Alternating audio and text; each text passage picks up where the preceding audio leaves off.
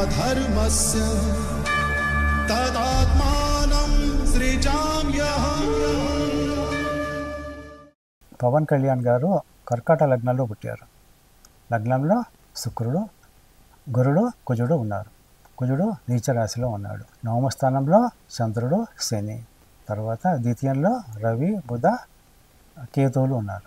ఆయన 2024లో deputy CM కావడానికి కారణం ఏంటంటే 2024 నవంబర్ వరకు ఆయనకి శుక్ర మహాదశ ఉండింది. అప్పుడు డిప్యూటీ సీఎం అయ్యారు. తర్వాత రవి మహాదశ వచ్చింది. 2025 నుంచి ఒక 6 ఏళ్ల పాటు రవి మహాదశ ఉంటుంది. ఈ దశలో ఏంటంటే ముఖ్యంగా 2025లో ఆయనకి అనారోగ్యం చేసే అవకాశాలు ఎక్కువగా ఉన్నాయి. తర్వాత తన మాటల వల్ల వివాదాలు వచ్చే అవకాశాలు ఎక్కువగా ఉన్నాయి. కుటుంబ సమస్యలు ఉంటాయి. తర్వాత ధన సంబంధ వివాదాలు ఉంటాయి. కాబట్టి ఆయన మీద రాసింది ఏలినట్స్ అని చాలా బలంగా ఉంది. పవన్ కళ్యాణ్ది గూగుల్లో 1971 బర్త్ ఇయర్ అని ఉంది. ఆయన నామినేషన్ వేసేటప్పుడు 1968 అని వేసారు. నాకు ఒకళ్ళు చెప్పడం ఏమో 1967లో పుట్టాడని, కానీ నేను డిసైడ్ చేసింది 1966 అని.